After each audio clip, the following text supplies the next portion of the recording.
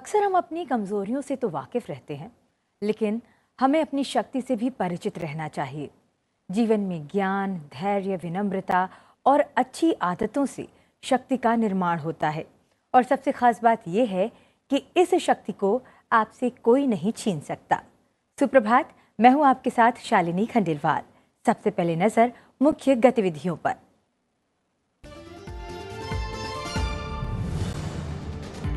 भारत के पहले regional rapid transit system की आज होगी शुरुआत। प्रधानमंत्री नरेंद्र मोदी करेंगे साहिबाबाद को दुहाई डिपो से जोड़ने वाली रैपिड एक्स ट्रेन का उद्घाटन। बेंगलुरु मेट्रो के पूर्व पश्चिम गलियारे के 2 हिस्से भी राष्ट्र को करेंगे समर्पित। प्रधानमंत्री नरेंद्र मोदी ने फलस्तीन के राष्ट्रपति महमूद अब्बास से की बात। इजराइल फलस्तीन मुद्दे पर भारत के लंबे समय से जारी सैद्धांतिक रुख को दोहराया। भारत ने मानवीय कानून का कड़ाई से पालन करने का किया आह्वान।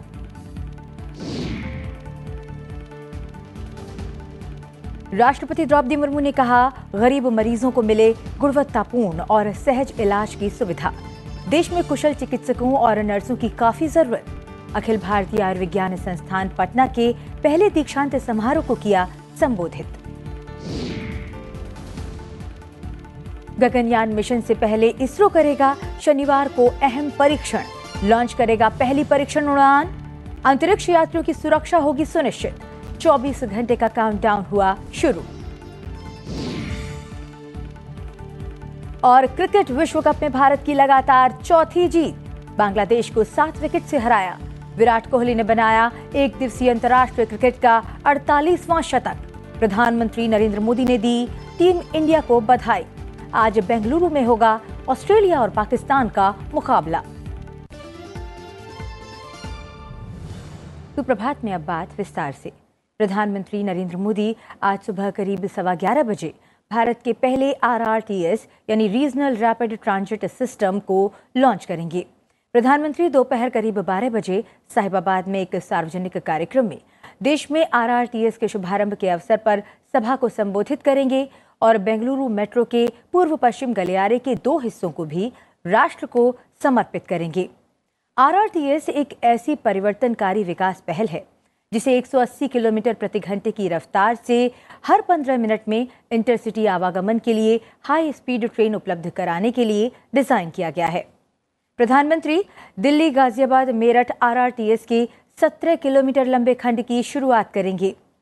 दिल्ली गाजियाबाद मेरठ कॉरिडोर की आधारशिला 8 मार्च 2019 को प्रधानमंत्री नरेंद्र मोदी द्वारा ही रखी गई थी। पहले चरण में साहिबाबाद से दुहाई के बीच रैपिड रेल सर्विस शुरू होगी। पहले चरण में ये ट्रेन 5 स्टेशन पर रुकेगी। बता दें कि साहिबाबाद और दुहाई डिपो के बीच प्राथमिकता वाले खंड में साहिबाबाद, गाजियाबाद, गुलधर, दुहाई और दुहाई डिपो जैसे 5 स्टेशन हैं। NCR में विकसित किए जाने वाले कुल 8 RRTS कॉरिडोर की पहचान की गई है, जिनमें से 3 कॉरिडोर को चरण 1 में लागू करने के लिए प्राथमिकता दी गई है, जिसमें दिल्ली गाजियाबाद मेरठ कॉरिडोर शामिल है। दिल्ली गुरुग्राम SNB अलवर कॉरिडोर और दिल्ली पानीपत कॉरिडोर भी इसमें शामिल है। आइए आपको दिखाते हैं रैपिड एक्स ट्रेन से जुड़ा एक वीडियो।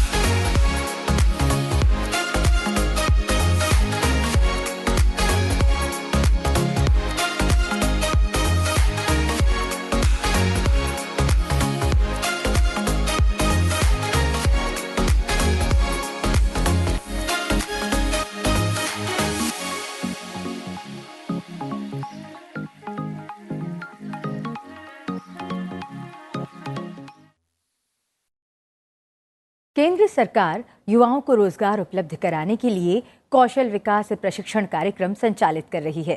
प्रधानमंत्री नरेंद्र मोदी ने गुरुवार को वीडियो कॉन्फ्रेंस के माध्यम से महाराष्ट्र में 511 प्रमोद महाजन ग्रामीण कौशल विकास केंद्रों का शुभारंभ किया।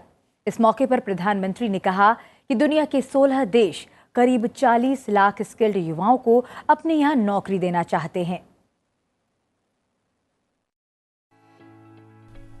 महाराष्ट्र के गांव-गांव में शुरू होने जा रहे 511 प्रमोद महाजन ग्रामीण कौशल विकास केंद्र युवाओं को वैश्विक अवसरों के लिए तैयार करेंगे। वीडियो कॉन्फ्रेंसिंग के जरिए कार्यक्रम का शुभारंभ करते हुए प्रधानमंत्री ने कहा कि आज पूरी दुनिया में भारत के स्किल्ड युवाओं की मांग बढ़ रही है। आज पूरी दुनिया में भारत के स्किल्ड युवाओं की डिमांड बढ़ रही है। बहुत से देश ऐसे हैं जहां पर सीनियर सिटीजन्स की संख्या बहुत ज्यादा है, बुजुर्ग की संख्या बढ़ रही है और ट्रेन युवा बड़ी मुश्किल से मिल रहे हैं।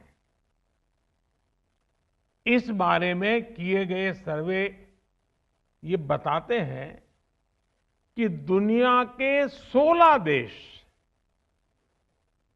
करीब करीब 40 लाख स्किल्ड युवाओं को अपने यहां नौकरी देना चाहते हैं। प्रधानमंत्री ने कहा कि माता सावित्रीबाई फुले की प्रेरणा से केंद्र सरकार बेटियों के शिक्षण और प्रशिक्षण पर समान जोर दे रही है। आज गांव-गांव में स्वयं सहायता समूह, सेल्फ हेल्प ग्रुप के माध्यम से महिलाओं को ट्रेनिंग दी जा रही है। महिला सशक्तिकरण कार्यक्रम के तहत 3 करोड़ से ज्यादा महिलाओं को विशेष प्रशिक्षण दिया गया है। प्रधानमंत्री ने कहा कि युवाओं को इस बात का भी ध्यान रखना होगा कि किन क्षेत्र में स्किल बढ़ाने से देश को ताकत मिलेगी। हमें ये भी सोचना होगा कि किन क्षेत्रों में स्किल्स बढ़ाने से देश को ताकत मिलेगी। जैसे आज मैन्युफैक्चरिंग में अच्छी क्वालिटी के प्रोडक्ट, जीरो डिफेक्ट वाले प्रोडक्ट देश की आवश्यकता है। इंडस्ट्री 4.0 के लिए नई स्किल्स की जरूरत है।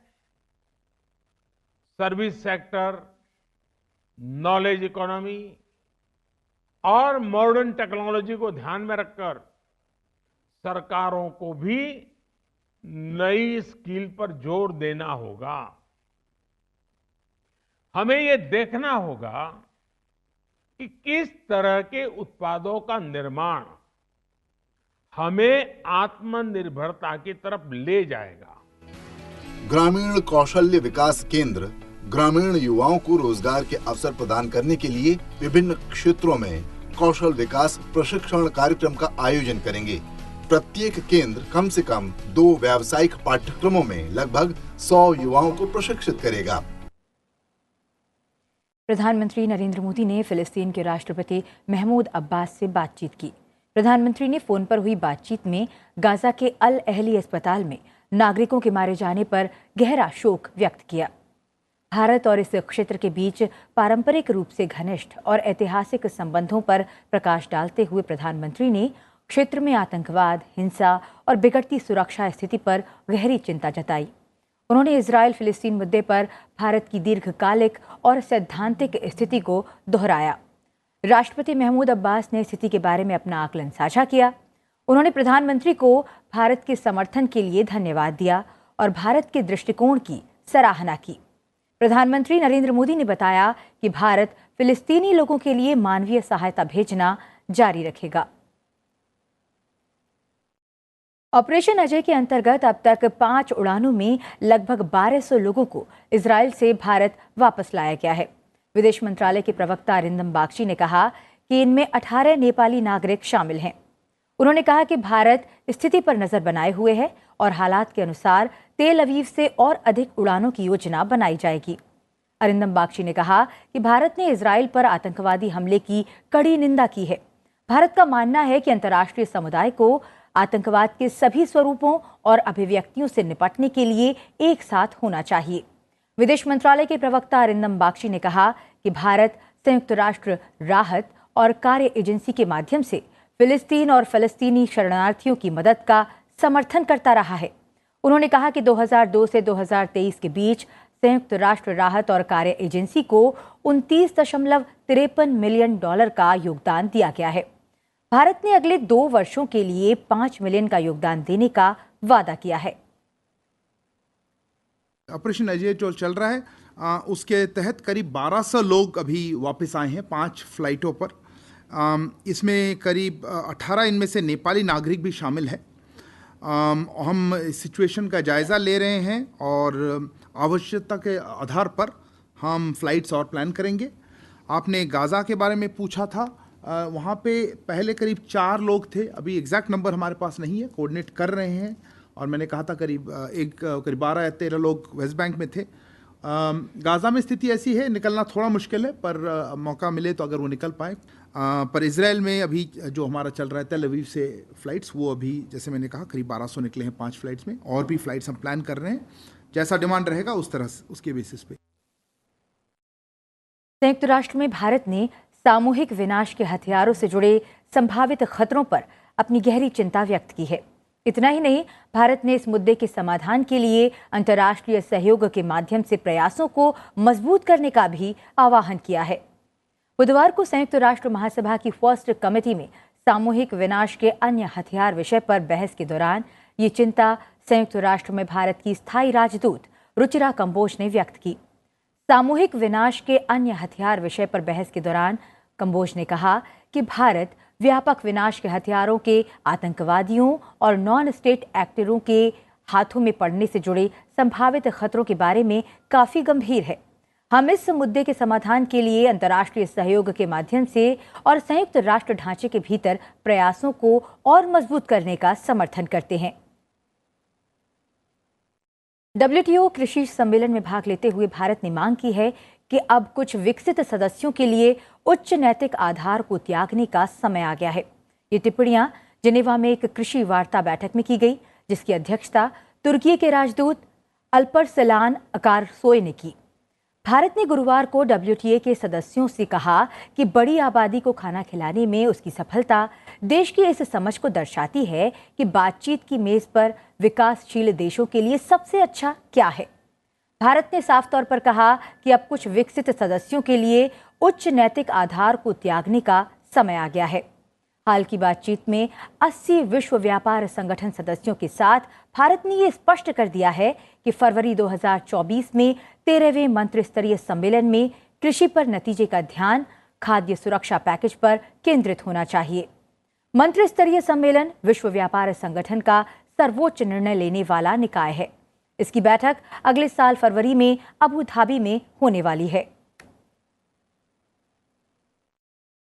राष्ट्रपति द्रौपदी मुर्मू कल अखिल भारतीय आयुर्विज्ञान संस्थान पटना के पहले दीक्षांत समारोह में शामिल हुई। इस मौके पर राष्ट्रपति ने खुशी जताई कि आज डिग्री हासिल करने वाले छात्रों में 55% से ज्यादा लड़कियां हैं। राष्ट्रपति ने मेडिकल छात्रों से कहा कि आज से वो देश के लोगों के स्वास्थ्य और देश के विकास में भूमिका निभाएंगे। उन्होंने डॉक्टरों से सेवा भाव से काम करने का आह्वान किया। राष्ट्रपति ने कहा कि एम्स का देश और दुनिया में चिकित्सा के क्षेत्र में अहम स्थान है।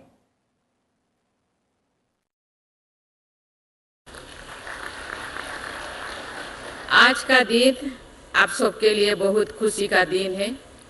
आज आप सबको वर्ष की परिश्रमों का फल मिला है।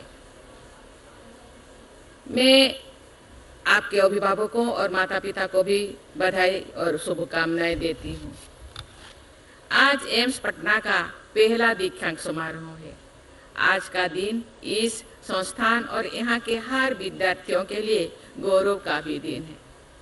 डॉक्टर की उपाधि मिलने का क्षण हर विद्यार्थियों के लिए बहुत ही महत्वपूर्ण और गौरवमय क्षण है। मुझे इस बात की खुशी है कि आज उपाधि पाने वाले विद्यार्थियों में से जो बताया गया है 55% से अधिक लड़कियां हैं और मंच पर गोल्ड मेडल और सर्टिफिकेट ऑफ मेरिट प्राप्त करने वाले विद्यार्थियों में से भी अधिक लड़कियां हैं। मैं सभी बेटियों को इस उपलब्धि के लिए बहुत बहुत बधाई देती हूँ। प्यारे विद्यार्थियों, आज से आप सब देश और देशवासियों के स्वास्थ्य और विकास में अपनी उपयोगी भूमिका निभाने के लिए सक्षम हो गए हैं। माता पिता और डॉक्टर को भगवान का रूप माना जाता है, क्योंकि माता पिता जीवन देते हैं और डॉक्टर लोगों को नया जीवन देते हैं। मेडिकल प्रोफेशन से लोगों के स्वास्थ्य और जीवन की रक्षा होती है और लोग डॉक्टर पर विश्वास करके अपना इलाज करवाते हैं। इसलिए आप सबका ये कर्तव्य है कि आप इस नोबेल प्रोफेशन की गरिमा को बनाए रखें और सेवा भाव से कार्य करें।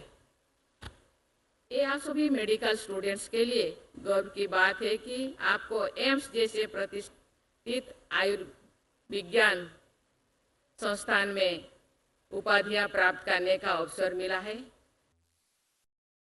इससे पहले राष्ट्रपति द्रौपदी मुर्मू ने बिहार में पूर्वी चंपारण जिले के मोतिहारी में महात्मा गांधी केंद्रीय विश्वविद्यालय के पहले दीक्षांत समारोह में छात्रों और शोधकर्ताओं को डिग्री और पदक प्रदान किए।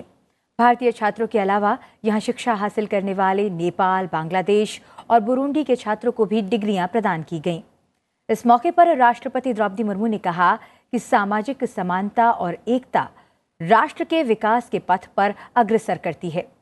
उन्होंने कहा कि सादगी और सच्चाई समृद्धि की जरूरत है। राष्ट्रपति ने भूगोल और फसल की बहरूपता के मामले में बिहार की विविधता का उल्लेख किया। उन्होंने कहा कि क्षेत्रीय भिन्नता और विशिष्टता को युवाओं के रोजगार और स्वरोजगार के लिए इस्तेमाल किया जा सकता है। राष्ट्रपति ने कहा कि क्षेत्रीय विविधता लोगों को विकास के मार्ग पर ले जाएगी। गांधी जी की विरासत को समझने और आत्मसात करने के लिए आप सबको सादगी और सच्चाई के अच्छे परिणाम को समझना होगा। मैं अनुभव से कह सकती हूँ कि सादगी और सच्चाई का रास्ता ही वास्तविक सुख, शांति और प्रसिद्ध का मार्ग है। महात्मा गांधी जनजातीय समाज पर शोध करने वाले लोगों को प्रोत्साहित करते थे। विश्व प्रसिद्ध एंथ्रोपोलॉजिस्ट फेरियर एल्वन और महात्मा गांधी की निकटता के बारे में हम सब जानते हैं। इस विश्वविद्यालय द्वारा थारू जनजाति पर शोध कार्य को प्रोत्साहित करने के प्रयासों की मैं सराहना करती हूँ। आज राष्ट्रपति के बिहार दौरे का अंतिम दिन है। आज वे साउथ बिहार सेंट्रल यूनिवर्सिटी के दीक्षांत समारोह में मुख्य अतिथि के तौर पर शामिल होंगी। करीब 2:45 पर आप इसका सीधा प्रसारण संसद टीवी पर देख सकते हैं। बढ़ते हैं आगे। उपराष्ट्रपति जगदीप धनखड़ आज दिल्ली में एक प्रदर्शनी का उद्घाटन करेंगे। इस प्रदर्शनी का विषय है roaring revival tigers of India. ये चारकोल स्केच और वाटर कलर से की गई कलाकारी पर आधारित होगी। ये आयोजन all India fine arts and craft society में आयोजित किया जा रहा है। अंतरिक्ष में मानव के पहले मानव मिशन गगनयान के लिए पहले उड़ान परीक्षण वाहन अबॉट मिशन 1 TVD-1 का प्रक्षेपण शनिवार को किया जाएगा। ये रॉकेट के क्रू एस्केप सिस्टम को प्रदर्शित करने के लिए उड़ान परीक्षण होगा। इसके लिए उल्टी गिनती आज सुबह 8 बजे शुरू हो चुकी है। इसरो के अध्यक्ष एस सोमनाथ ने कहा कि ये 4 परीक्षण उड़ानों में से पहली होगी। शनिवार की उड़ान का उद्देश्य उड़ान प्रदर्शन और परीक्षण वाहन उप प्रणालियों का मूल्यांकन करना है। लगभग 35 मीटर लंबा और लगभग 44 टन वजन वाला परीक्षण वाहन एक संशोधित विकास इंजन का उपयोग करता है, जो तरल इंजन यानी लिक्विड फ्यूल द्वारा संचालित होता है। भारत 2025 में पहली बार अपने स्वयं के रॉकेट से अंतरिक्ष में अपने अंतरिक्ष यात्रियों को भेजने की योजना बना रहा है और ये परीक्षण उड़ान उसी योजना का हिस्सा है। TVD-1 की उड़ान शनिवार सुबह 8 बजे होगी। मिजोरम विधानसभा और छत्तीसगढ़ विधानसभा चुनाव के पहले चरण के लिए नामांकन दाखिल करने का आज आखिरी दिन है। मिजोरम की सभी 40 सीटों और छत्तीसगढ़ की 90 में से 20 सीटों पर 7 नवंबर को मतदान होगा। इन दोनों राज्यों के विधानसभा निर्वाचन क्षेत्रों के लिए भरे गए नामांकन पत्रों की जांच 21 अक्टूबर को होगी और 23 तारीख तक नाम वापस लिए जा सकते हैं। छत्तीसगढ़ की शेष 70 सीटों के दूसरे चरण के चुनाव के लिए और मध्य प्रदेश के सभी 230 विधानसभा क्षेत्रों के लिए नामांकन दाखिल करने की प्रक्रिया अधिसूचना जारी होने के साथ 21 अक्टूबर को शुरू होगी। और अब बात करते हैं खेल जगत की। गुरुवार को विश्व कप 2023 का 17वां मुकाबला भारत और बांग्लादेश के बीच खेला गया। पुणे में खेले गए इस मैच में भारत ने बांग्लादेश को 7 विकेट से हराया। इस विश्व कप में यह भारत की लगातार चौथी जीत है। बांग्लादेश ने पहले बल्लेबाजी करते हुए निर्धारित 50 ओवर में 8 विकेट पर 256 रन बनाए। बांग्लादेश की ओर से लिटन दास ने सर्वाधिक 66 रन बनाए। वहीं ऑलराउंडर रविंद्र जडेजा ने भारत की ओर से शानदार गेंदबाजी करते हुए 10 ओवर में 38 रन देकर 2 विकेट लिए। जवाब में 257 रनों के लक्ष्य का पीछा करने उतरी मैन इन ब्लू ने 41.3 ओवर में 261 रन बनाकर आसानी से लक्ष्य प्राप्त कर लिया। विराट कोहली 97 गेंदों में नाबाद 103 रनों की पारी खेलते हुए अपने एक दिवसीय अंतर्राष्ट्रीय क्रिकेट का उन्होंने 48वां शतक बनाया। अब वो सचिन तेंदुलकर के बाद एक दिवसीय क्रिकेट में सबसे ज्यादा शतक बनाने वालों में दूसरे नंबर पर हैं। आपको बता दें कि 100 अंतर्राष्ट्रीय शतक बनाने वाले सचिन तेंदुलकर ने एक दिवसीय क्रिकेट में 49 शतक बनाए हैं। मैच में महत्वपूर्ण विजयी शतक बनाने के लिए विराट कोहली को शानदार बल्लेबाजी के लिए मैन ऑफ द मैच दिया गया।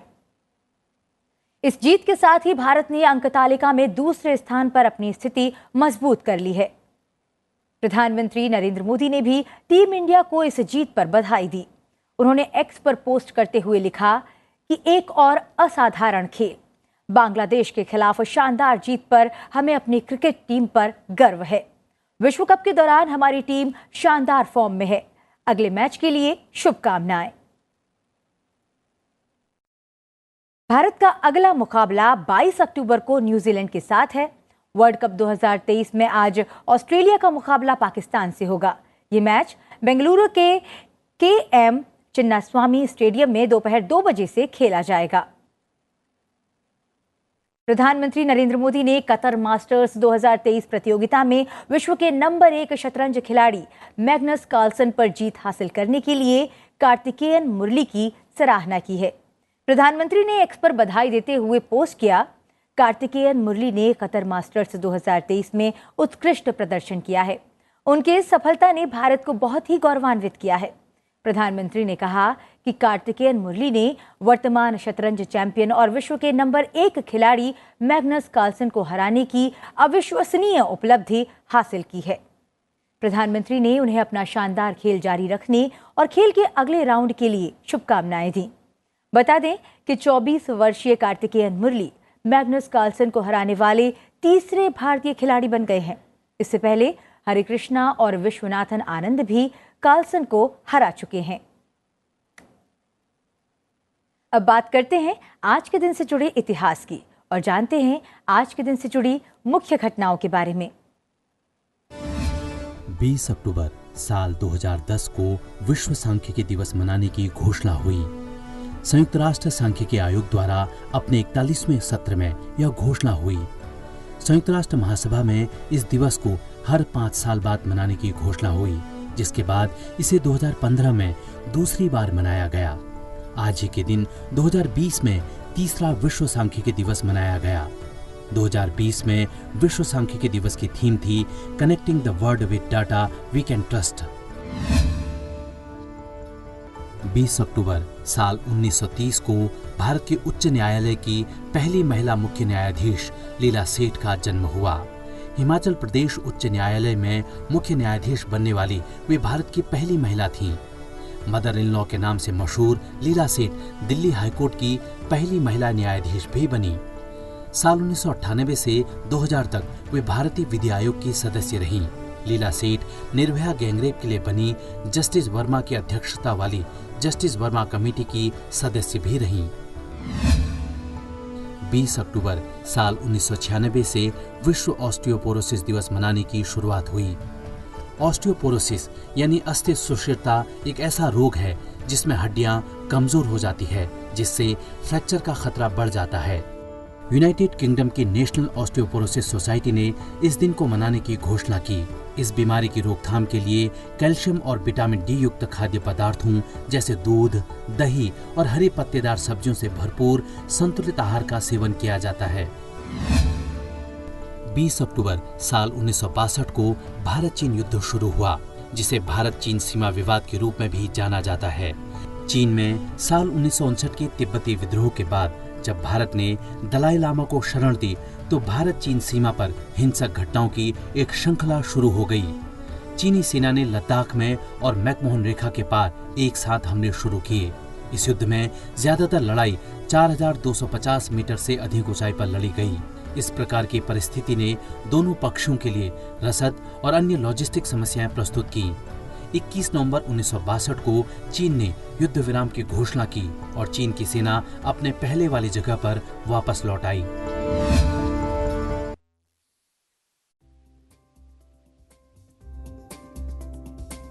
आज ही के प्रधानमंत्री नरेंद्र मोदी ने संयुक्त राष्ट्र महासचिव की उपस्थिति में केवड़िया में स्टैच्यू ऑफ यूनिटी में मिशन लाइफ का शुभारंभ किया था।